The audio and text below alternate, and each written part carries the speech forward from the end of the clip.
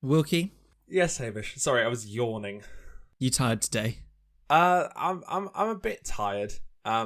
Late night Wilkie up playing all those video games with his online friends. It's late night 2 nights ago that I've still not recovered from.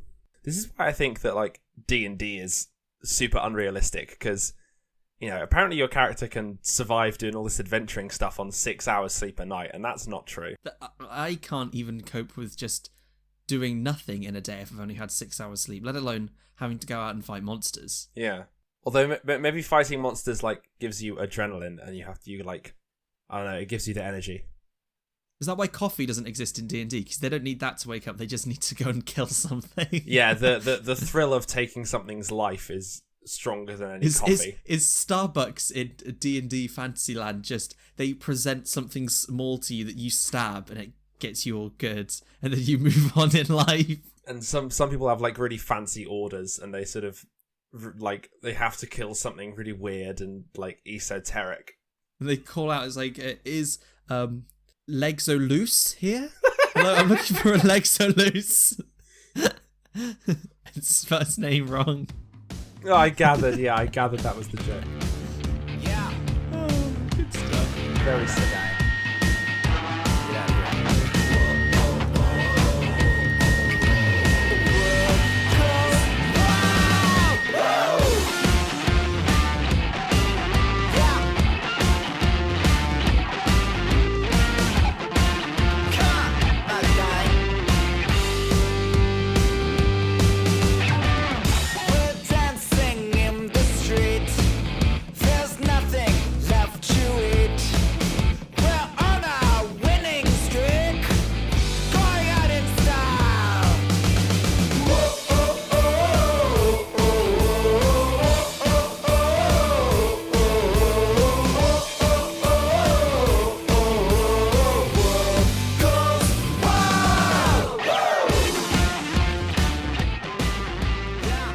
Welcome back, everybody, to a little show we like to do here at the weekends, or as you call it, Wednesday, with me, Hamish. And me, Wilkie.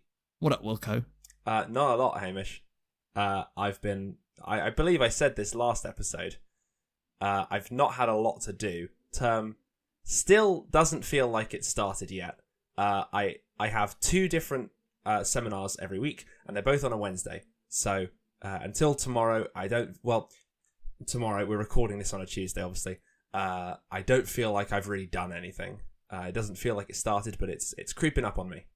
So I guess the weekend kind of is a Wednesday for you because that is the end of your week. You don't have any work after Wednesday. So what started off as a dumb bit is just fact. Yes, we're prescient, but yes. I guess. Well, students just sort of have to work all the time. You don't really get a break as a student. Very much so, yeah. Especially with my creative writing, I'll go to the seminars, but I still do have 20,000 words to write this term. So that's a lot of words. That's what I do in between. What about you, Hambo? I heard you got your master's result back. Yeah, so I finished my master's in September, and they finally marked it. They got round to doing it eventually. And I got a distinction, which is the top grade. I'm very, very excited.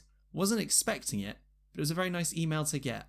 Well, congratulations, Hambo. And for our audience at home, if you had to convert a distinction into a boy review grade, what grade did you get? Really? I got a good. Hambo got a good. I'm a good at biotechnology and business management. I didn't want to say I got a good because then that just sounds like he's just dodging the question. Yes, but you know we can't use any grading system but exactly. The Boy Review patented 1 to 4 system. We should have like an ungradable ranking on Boy Review. Like this, like I don't know why we would give it, because it would be for if we can't decide. We have to put it in a separate box of it's still waiting to be graded, and then we grade it on a later date. So, odd numbered episode. Hamish goes first, I think. I do go first. Yes. Nice. I do know some maths. Yeah, so it is my topic this week, and just before this show, I was driving around taking Izzy and one of our other friends to the garden centre. We all wearing masks, And I popped in for a little bit, wandered around. And Wookie, I wanted to talk about garden centres because I feel like they are such a weird hodgepodge of shops. When was the last time you went to a garden centre, Wilkie? If ever? A very long time ago. I have been to garden centres because my mum likes to keep flowers in the garden. But not for... The only reason I went was because I was too young to be left at home. Right. I think that's everyone's attitude towards a garden centre. It's like, you either go when you're really looking for plants, or because you can't be left alone and you have to go with your parents. So that's why you took Izzy. Yes, okay. Because you can't be left on their own. Well, no, it's actually partly because I realised that Izzy wanted to go for about an hour, and the drive was 15 minutes away. So if I drove there and back again, I'd just drive there and back 4 times, and that would be the full time. I'd get like 15 minutes here. Yeah.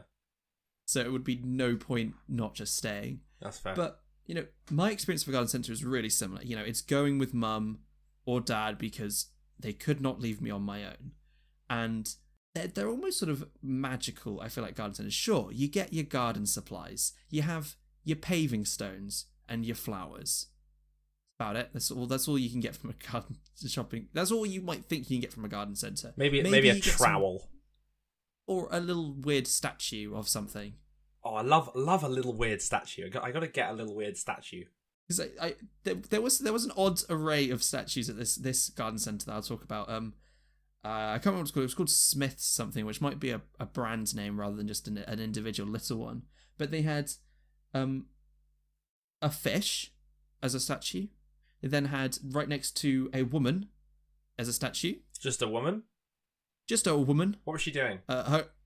She was standing there, and her clothes looked like they were just about to part a little bit too much and be very revealing. But it was a statue. The Venus de Milo. Like a slightly clothed Venus de Milo. And then there was the fish, there was a woman, there was a Buddha, and there was... It was just rocks stacked up on each other, but it was carved out of something else. It was carved out of one single stone. But you know how sometimes you have those people where they'll put like rocks on top of each other? These were a little bit offset, and someone had just carved one rock to look like lots of rocks. That's kind of meta. I know. I was actually quite impressed. Yeah. Because you could have achieved the same result with just like some glue. Just a bit of super glue. Just get a rock and some super glue. So here you go. Present. Super glued some rocks together. Can you super glue rocks together? I think you can super glue anything. I think that's the point of super glue. I did DT, and there was a section that we had where we had to learn about different glues, because you have to work out what glues you can use on different materials. And I feel like, yeah, you must be able to super glue it together, but it just seems an odd. Rock just doesn't seem like something you can glue together. Potentially not. It might be too natural. There was a website. This is it. A website called This to That, and it's for people who do like handcrafting stuff. And you put in 2 objects, and it'll tell you how to secure them to each other. So, okay. We don't have rock as an option. We have ceramic or glass, which might be as close as we're going to get. Because I don't know about you, Wookie, but when I look at a pane of glass, I don't think, damn, that's some nice rock in that window. Oh no, but you can use rock and crystal to describe the same thing. Maybe. But I feel like maybe, but... Okay, we'll do ceramic to ceramic. Yeah, ceramic to ceramic. Super glue. There we go. It recommends super glue. It's quite funny because the website gives... Is super glue the top option, though, or are there a few things before it? Super glue... there's also something called crazy glue, but spelt with a K. Wilkie, is this just... Try any 2 other things and see if super glue is always the top answer. Because this is not a recommendation site and more just buy our super glue. And someone's like, let's stick these things together. It's also based on what you tell it you're trying to stick together. It gives a little one-liner. They're kind of funny. These people, they're not just here to help you do your craft work. They're actually being funny. So ceramic to ceramic. It says, "We're so sorry you broke that nice old plate your grandmother gave you. Don't worry, here's how to fix it, and Granny won't even notice." And That's actually quite smart. Okay. Okay, Hambo, we have ceramic, fabric, glass, leather, metal, paper, plastic, rubber, styrofoam, vinyl, and wood. Which one? Okay, I want to attach styrofoam to leather. Okay, and why? Oh, you're probably doing some like cosplay stuff, right? You're making like... Yeah, this is I want to come out as Cowboy Bebop from the hit TV series Cowboy Bebop. Yes. I want to have cool space clothes. For the strongest and fastest bond, we recommend hot glue. Like a hot glue gun. Okay. That's 2 for glue. That's 2 for glue so far. Oh, okay. No, it's never gonna not be glue. This website is telling you what kind of glue to use. This is what I said. This is all by Big Glue. Trying to get people to use glue and not something else. Big glue. Okay, I want to glue some wood to glass. I'm trying to put something on the outside of my window. Maybe a little bird feeder. General Electric Silicon 2. The sequel to, I guess, General Electric Silicon. This is Electric Silicon 2, Electric Boogaloo. Electric Silicon. Electric Glue. Okay, BoogaGlue! Electric BoogaGlue. Yeah, there's so many good bits. Okay, I want to glue metal. Wait, Wilkie, what was that last glue called? I'm going to go on Amazon right now and I'm going to order that glue. General Electric Silicon 2. I want to glue metal to fabric. I'm trying to make myself a suit of armor. This one's just called 3M77. What? It's a spray adhesive. Hambo, how did we start talking about glue? Oh, it's gluing rocks together. With super glue, I was right. Invested in these. There's a story that my friend Molly once told me. She went to school in Ireland. Wilkie, wait. I don't want this to be a glue story. It's not. It's a story that can be improved by glue. Okay. I mean, technically, if you've got a... No, that's maybe a bad joke. I was going to say, if you've got a paper bag, you can make any story better with glue. Well, hey! Don't do drugs, kids. Okay, so it turns out Alex can hear the things I say while I'm in here, so that's fun. I'm just going to clarify that I did not... hang on. BoogaGlue. Glue. Not BoogaGlue, because that's different. BoogaGlue. I mean, if there might be a suggestion for skin-to-skin glue. There isn't, but okay, so here's the story. A friend of my friend Molly, as a joke, was given a rubber sexual replacement implement for her birthday. Okay. And the two traits. Wilkie, I feel like where this story is going, you might as well just say dildo. Yeah, so a rather large purple dildo was okay. Which she then tried to get rid of by throwing. Did it bounce? Did she throw it at the wall and it bounced back and hit her in the face? Worse, she threw it at a window and it stuck.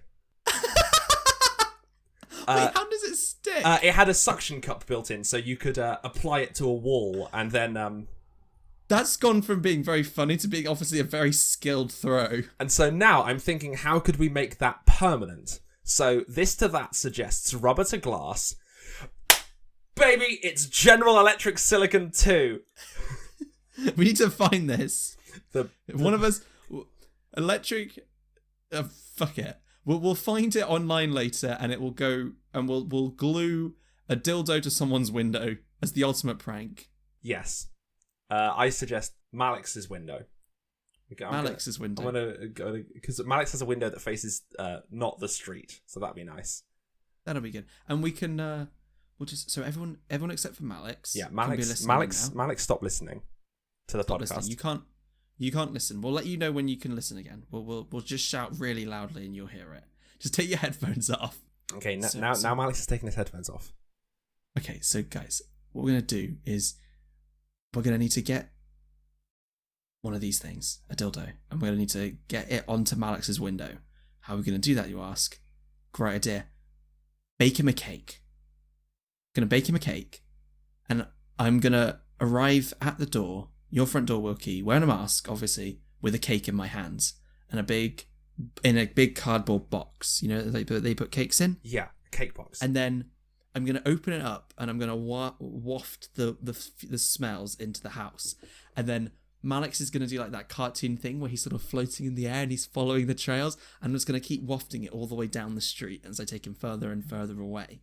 And then Wilkie's gonna stick the dildo to the window, and then eventually I'll bring Malix all the way back round to his house, and we're like, here we go, your little cake adventure is over. And then I'm going to run away because this cake is obviously really good. It has magic powers. I want to eat it. Yeah. But now Malix will have the best present. A surprise window dildo, yes. Exactly. Now, Wilkie might have to cut all of this content out. Yes. Maybe. Because I don't know if this is the vibe I want for a show that my parents listen to. But... Mine too. But, you know, it depends what future Hamish decides. To get back to the topic in hand, garden centres.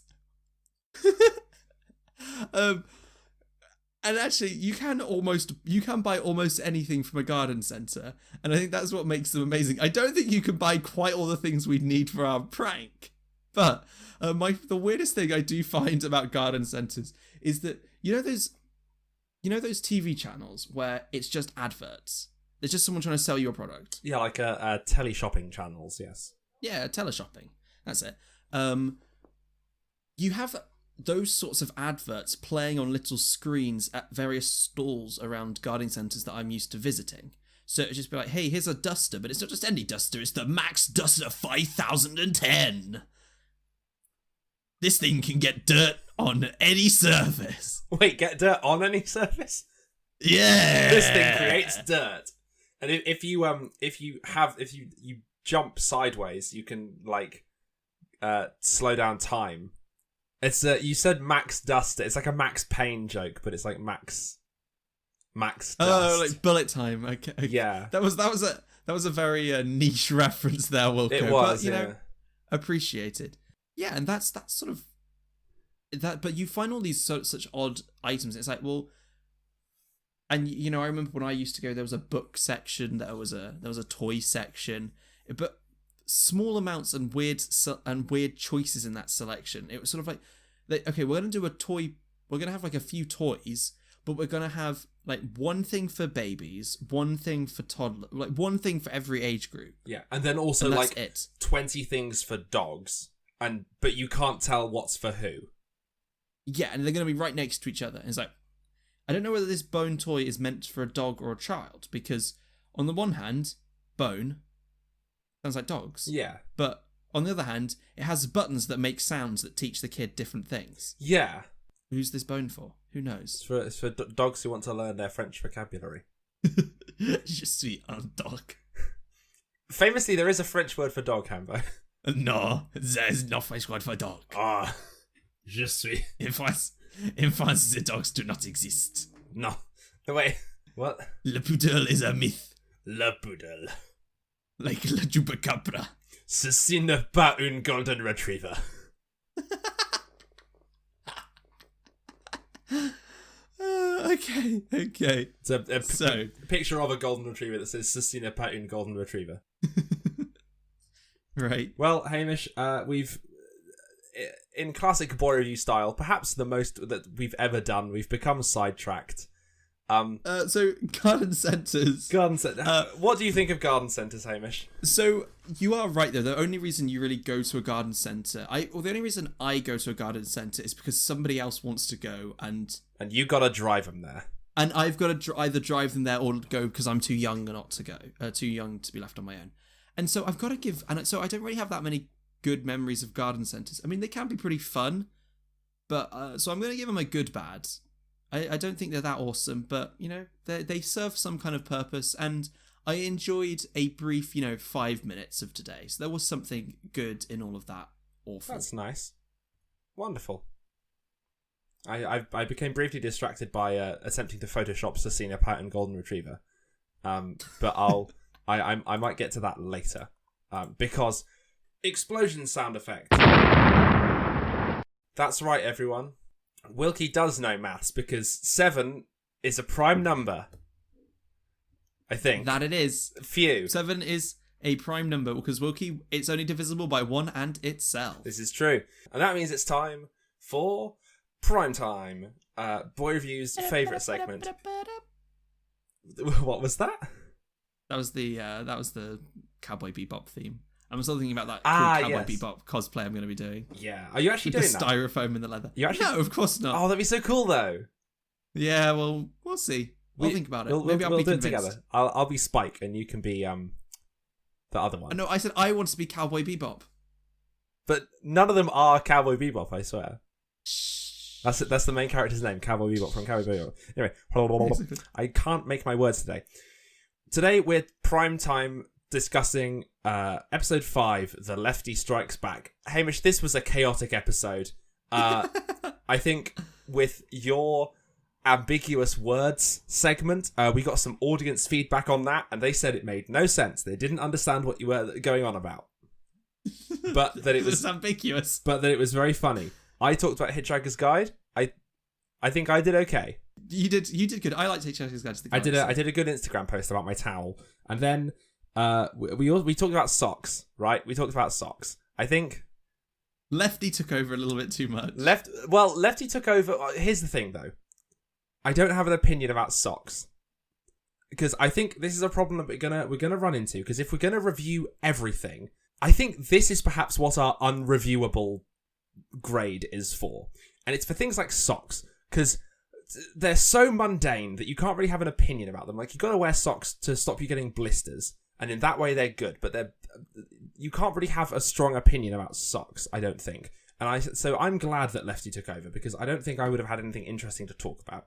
Okay, but that's the thing, we find the fun in everything. We find, what about that, maybe it's not socks in general, but you think back to your childhood pair of socks and you have this pair that you've had since you were a baby and somehow they still fit you. Yeah, they have holes in, they're missing some patches, but you still wear them because those socks are good, and you know it. You know what, Hamish? And that is where... You know the scene in Ratatouille where they feed where the reviewer has some of the ratatouille and he remembers his childhood? He eats the rats? The rat's name isn't Ratatouille, it's Remy. Ratatouille from Ratatouille, you know it. Stop it! You can't Ratatouille be twice in one episode. Yes, socks can be special. Lefty was the special sock, and I'm glad we got to talk to them. I really liked Lefty. Hopefully they'll make a return. I don't know when Lefty will make a return, but maybe. Are you currently wearing Lefty? No, I'm wearing 2 other socks today. Traitor. In Star Wars. No, I don't know, Hamish. I don't. Have you not seen Star Wars Episode 7? There's a stormtrooper, and they come out, and Flynn, played by John Boyega. What's the guy's name? John Boyega. He's defected. Yeah, and then they've got the guy comes out and says, "Traitor!" And he pops out the thing. It's like boom, boom, boom, boom, boom, the stun baton. Yeah, you're right. Yeah, and it spins around in such a goofy fashion. Yeah, you're right. Well, episode 5, The Lefty Strikes Back. It goes, "Hook." It's goofy. Hamish, we got to put like a restraining bolt on you. You're only allowed to go on tangents that are like 1 step long. Because if we keep, you'll lose your way in the tangents. Lost in a maze. It's like a labyrinth. Yeah. And I'm the Minotaur. And I'm also in the labyrinth, and you're trying to kill me. You're the guy that's trying to kill the Minotaur. I don't know what that guy's name is. Theseus. A lot of us is. Anyway, yeah. Episode V, The Lefty Strikes Back, was a fairly chaotic episode, but was also good. I feel like I haven't been very clear with what I want prime time to be. So I've come up with a goal, Hambo. I've come up with a goal, right? First of all, you need to be better with like remembering when prime numbers come in the number series. Well, that's you. I know when prime numbers are. Okay, well, what's the next prime time episode then? 11, right? 11. Yeah, okay. Yeah. So, first of all, we listen to this episode before we record episode 11. And also, I want to set potentially an end goal for prime time. Right? Okay. And I think prime time will have done its job once we have 50 5-star reviews on like iTunes.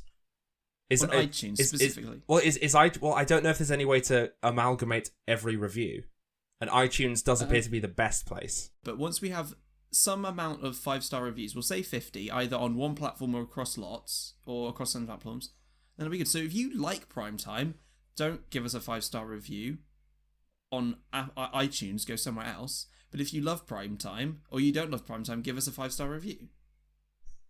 That was a bad suggestion. Hamish, that didn't make any sense whatsoever, even just grammatically English-wise, or with regards to what our goal here is. But yes, Primetime, we're supposed to be like improving the show, making sure that we know what we're doing. So if you think that we've earned that, if you think that we've made enough of an improvement to earn a 5-star review, then please do leave one. So I have to stop remembering what numbers are prime numbers. And if you want Wilkie to get better at maths, leave us like a 4.5-star review. Yeah, like tell people that it's good. Maybe you can edit your review later to make it 5-star once I do. I wanted to revisit talking about Hitchhiker's Guide just very briefly because Hitchhiker's Guide took me on a tangent into rediscovering other old radio shows that I used to listen to. So I've been listening to a series with my two flatmates, Alex and Sophie. We've been listening to Bleak Expectations. Bleak Expectations was a Radio 4 comedy series, sort of Dickensian style sitcom about this guy called Pip Bin, who at some point I believe invents the bin or is the son of the person who invented the bin.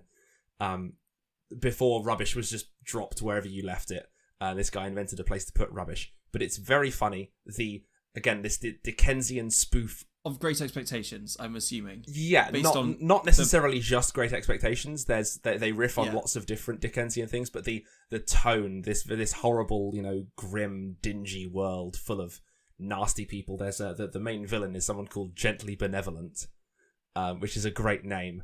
Played by Anthony Head, the guy who played Uther in Merlin, and he's very spooky. He has this great evil laugh. So yeah.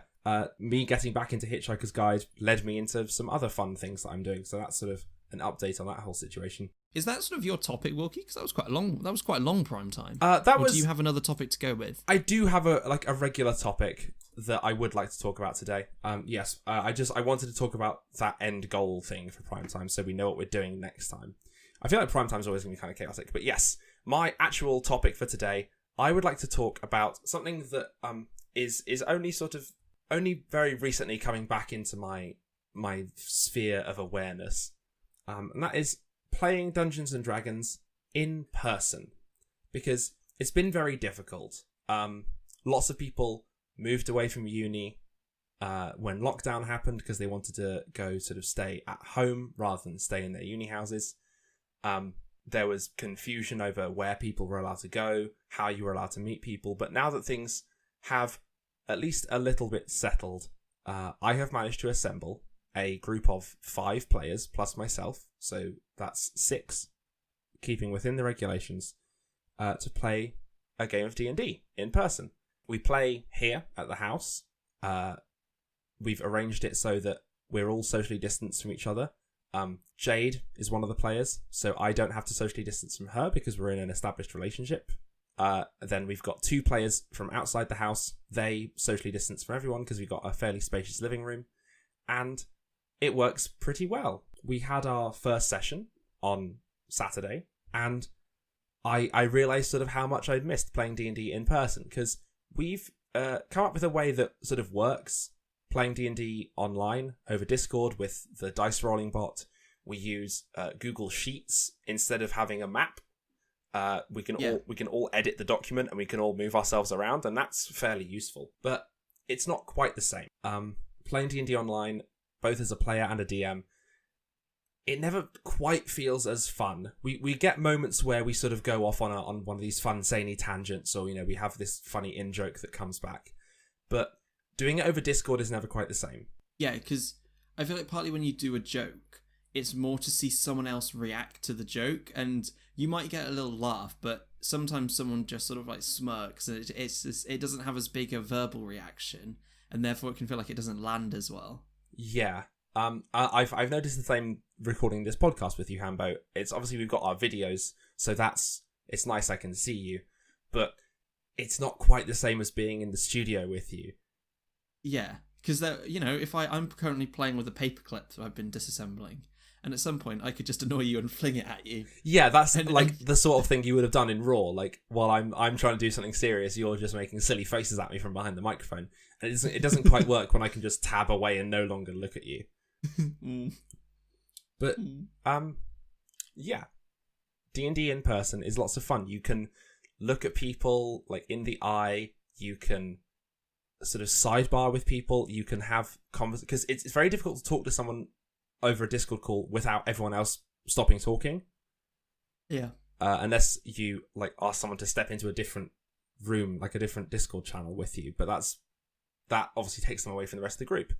But I remember, and it can sometimes feel like if you it feels like almost when you're going to a separate talk with somebody, you're trying to talk about something private. It's like, well, no, everyone can kind of hear this. It's just if we're talking about this, no one else can really talk. Yeah, and it's like I remember when we played the Adventures in Avondale 1 campaign in person. I'd have all my spells in front of me, and I could like lean over to the person next to me and like point at a spell while someone else was doing something. And we could sort of have our own little private moment of just like, hey, look, I can cast this. Do you want to... Look, I'm going to cast this on you. Do you want to go and do something? While someone else is talking. And there's this sort of smoothness where everyone can do their own thing a little bit at the table. You can have a little bit of crosstalk when someone's doing their own thing. And you don't need to be paying attention. You can have a little inside joke with someone without interrupting everything. Yeah. No, I think that's really true, and I think it's true of a lot of sort of in-person gaming and all of that. And I'm not as versed in playing D&D in person. I've played a lot of D&D more recently over Discord, and it's been my first proper campaign with everybody. There are definitely elements to it that I quite like. I think Avri's pretty helpful. The tool that we use to keep track of all of that. There are some really useful online resources about you can see all your spells, and you can see all of your like class features and all of this, and it's all right there in front of you. If you want to level up middle of the session, you don't have to skim through a book. You can just scroll down the page a little bit and see, yes, I'm now can do all of these new spells. And that's really, really awesome. Avery does dice rolling, I realise I didn't say, but so it keeps it all nice and condensed. But there's also something fun about actually rolling in front of people, having jokes and bits where you can talk to people and, like as you say, plan with others. I got to attend for like a really small in-person session. Don't think that I had to do as much, but I still felt like it was a lot of fun. Even though I wasn't maybe doing anything that important, it felt in ways a bit more enjoyable for what I was doing compared to if it'd been over Discord. Yeah, and that's D&D fundamentally is meant to be in person, and it's meant to be some social activity, because people that play D&D were often seen as sort of introverts and that we don't like seeing people. And it's like, that might be true, but this is when we do see people, and this is how we get out there into the world, and that's all we need. Yeah, and as someone who has invested a lot in having a large collection of physical dice.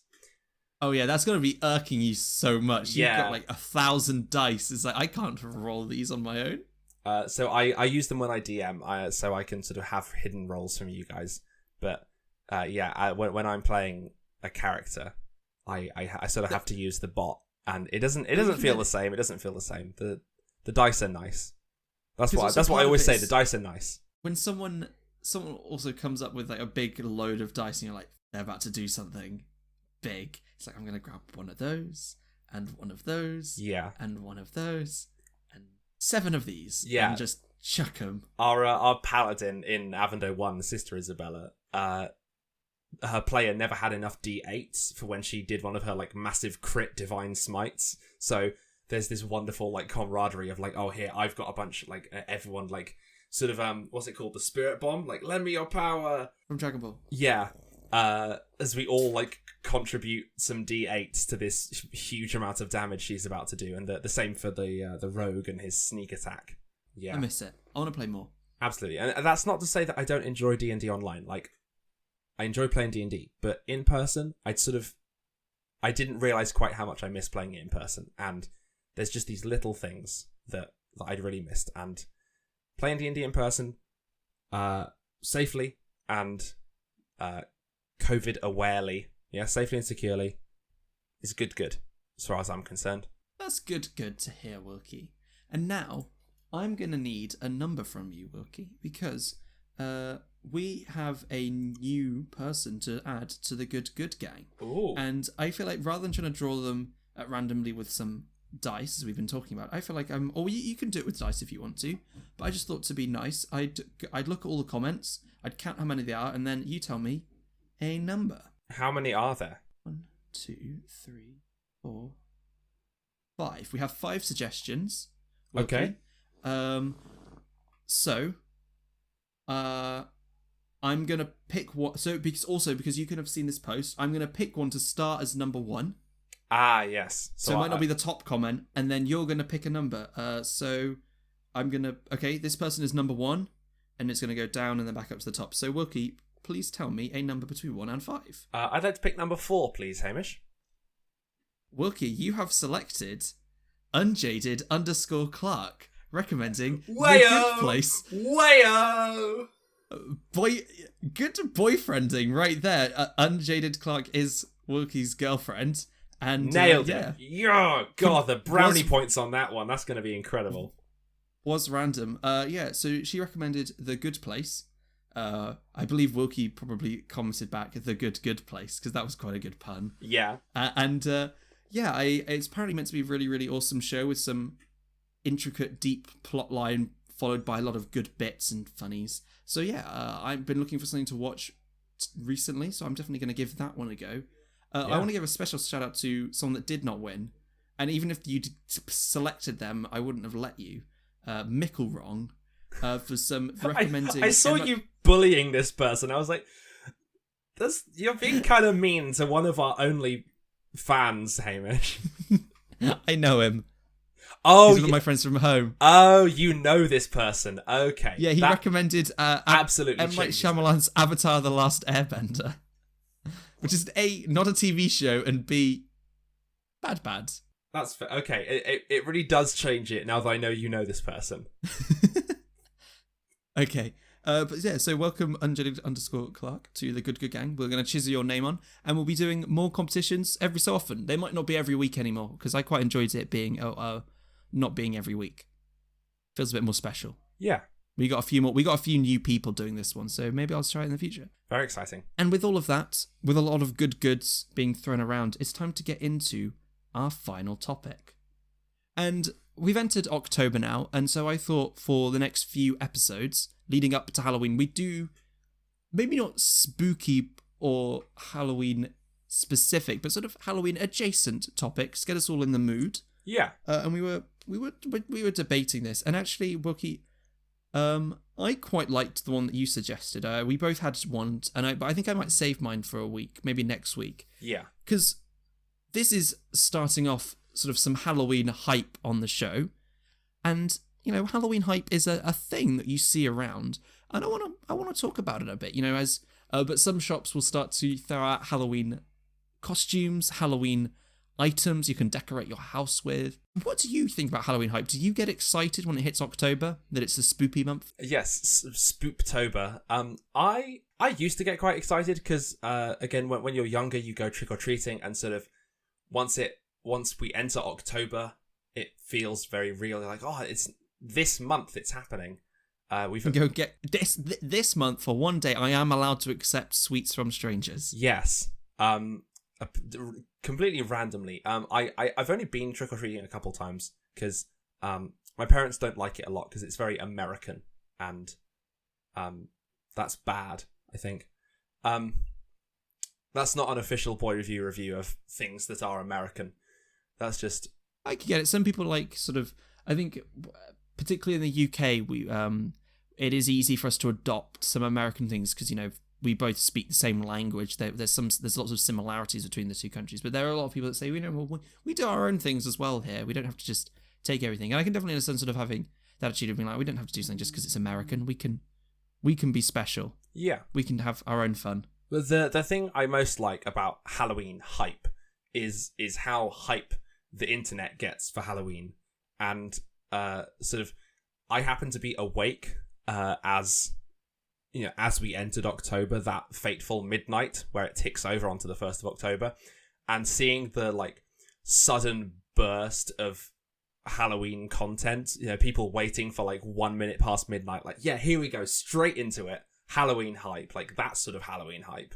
I love it. You know, there's all this art going around, sort of in various subreddits that I follow. People doing spooky Halloween art for like their favorite creators or for their favorite games, and the fact that, despite the fact that Halloween is at the very end of the month, October, just the entirety of October has been boxed out for just spooky content, and I love to see it. I loved it. I think it's a very we discussed that you should perhaps try and find things I think that spark good. Yeah. Seeing all this Halloween content really sparks good in me. Does it spooks good in yeah, you? yeah, okay, it spooks. This spooks boy. Yeah, because I really agree. I think that, because spooky doesn't just have to be, you know, spooky's a bit different to everybody, and so if people are doing cool artwork, cool designs, cool makeup, cool whatever, cool costumes, there's so many different things they can do, and it really builds out a lot of creativity within this one theme, particularly when you have people combine themes together. You know, it's going to be a video game that I think I've seen a bit of content for. It's a little bit spooky already. Hollow Knight. You see people doing like Halloween Hollow Knight content, sort of mashing up some of these ideas together. Hollow Knight. Very good. You might see like spooky Mario. Maybe it's sort of a skeleton Mario wearing this iconic red hat. And I think it's really, really awesome to get to see all those kinds of things. And Halloween as well, for me, I really enjoyed Trick or Treating too. I did it quite a lot growing up, quite a few times. It was often a lot of fun to go out in a little costume. And I also really enjoy sort of more adult Halloween partying, because there's a period where you're a teenager where you can't go trick or treating. You're just got to do nothing. Yeah, because it's no longer cool, but you can't go to like a Halloween party with like alcohol. Exactly. Yeah. So what I meant by like adult Halloween content is that when you hit 18, you can dress up, you can go hang out with your friends, you can go to a Halloween party where there's alcohol and fun times, and you know, maybe you've got a Bob for an apple. I don't know why Bob has lots of apples on him, but he does for some reason. Hang on, I'm now. Okay, tangent number whatever of this episode. Apple bobbing etymology. I want to find out where apple bobbing comes from. And well, they bob in the water, I guess. Is it just that they bob up and down? Yeah, I'm gonna guess. But the apples aren't bobbing. You're bobbing. Do do do do do do do. Is this the tangent music? I can't find it. This is taking too long. It probably is just because the apples bob up and down. Yeah, because you try to grab them with your teeth and they slip out from underneath you. They bob back up to the surface. You're right. Yeah. I remember as well from a weird Halloween party. There was always that game where you had to eat. There'd be a donut suspended on a string, and you'd have to eat it without using your hands, and you're not allowed to lick your lips either. Yes, I've done that. And I don't know why it was such an odd game. And there are a few of these other games where apple bobbing, I guess, okay, you get an apple. Great. I can keep the doctors away for a little bit longer. Yep. Awesome. But those pesky doctors.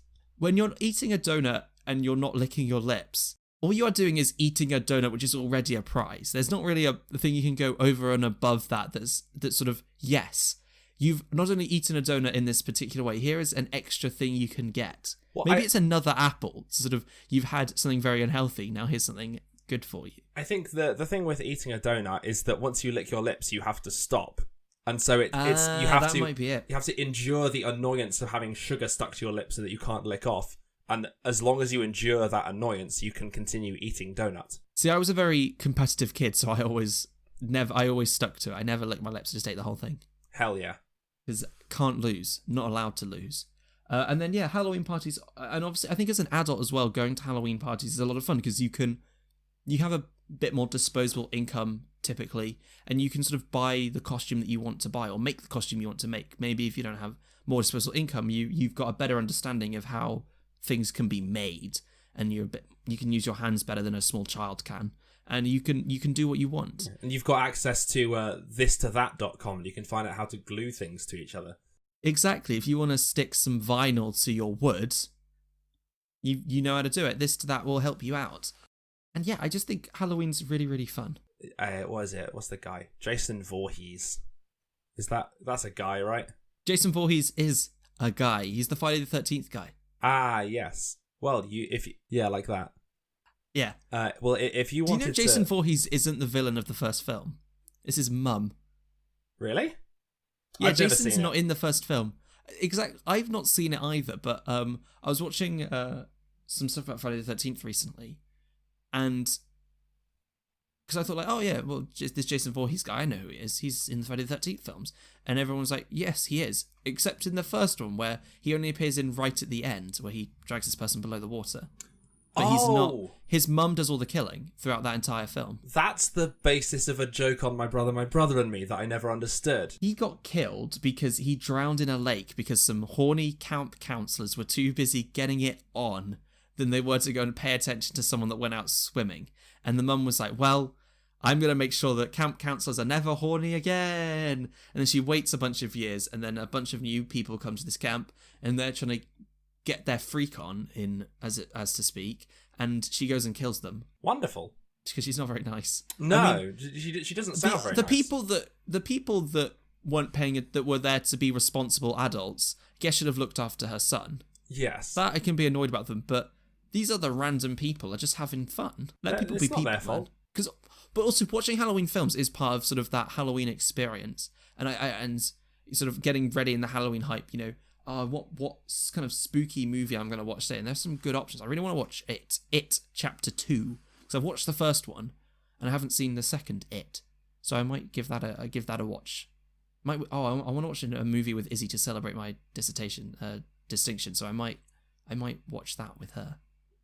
How do you think she'll deal with it? Does Izzy like scary films? I don't know. We'll find out later. Oh, yeah. She hasn't watched the first one, and I don't really want to watch the first one again because it's really scary. See, I would feel justified in guessing that I don't think Jade's going to enjoy watching spooky films, because Jade doesn't like watching anything that's got too much fighting in it. We tried to watch Avatar: The Last Airbender, but sort of as much as it's very good, a lot of it is people trying to kill each other with various elements. So that wasn't really her speed. Like the baking elements from last week. Yes, the baking elements from last week.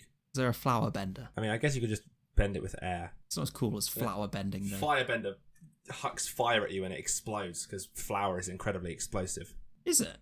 Yeah. Ooh. Because, okay. Flour dust is, because flour is technically flammable, and if there's, like, a cloud of flour in the air, and you ignite it, it'll explode. Well, Wilkie, I think before you give me too many more ideas about little hijinks I can get up to with flour. I feel like causing an explosion is not... It's a bit further than hijinks. We probably need to review Halloween hype. I feel like we both get pretty excited about Halloween. Yeah. I think we both have a lot of fond memories of Halloween. So Halloween hype, being excited for anything, being hyped for anything, have the fun you want to have. It's good. Good. And on all of that, we've ranked 3 things. I think we even ranked a couple of things in there. I'm going to have to listen back, because I think there are a couple of extra rankings in there. We're up to like 28, Wilkie. We're doing quite well. Yeah, we're far ahead of the curve. So I hope you really enjoyed it. If you really like this show, as we said before, please give us a 5-star rating. Please give us a thumbs up. Whatever. Subscribe to us on whatever platform it is that you are on. That all helps us out.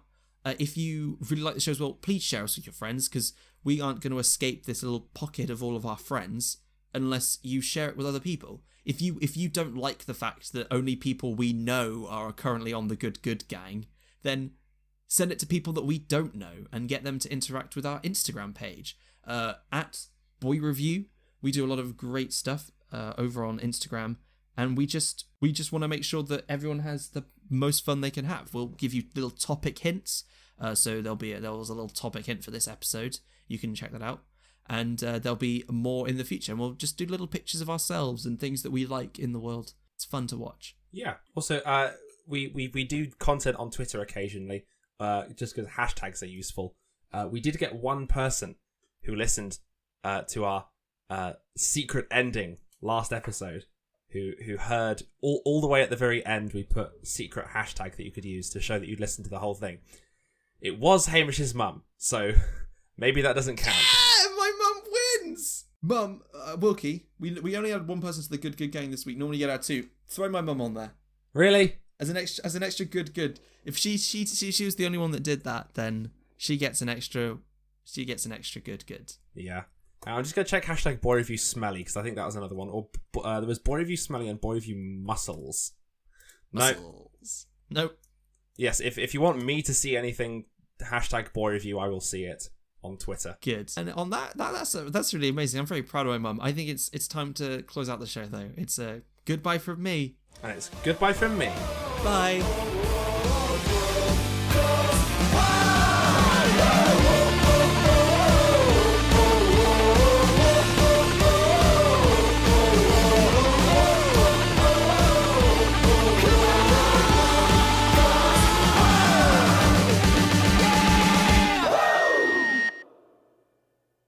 And if you're listening to the end of the show this week, you can fuck off because there's nothing here for you. Hamish, how could you?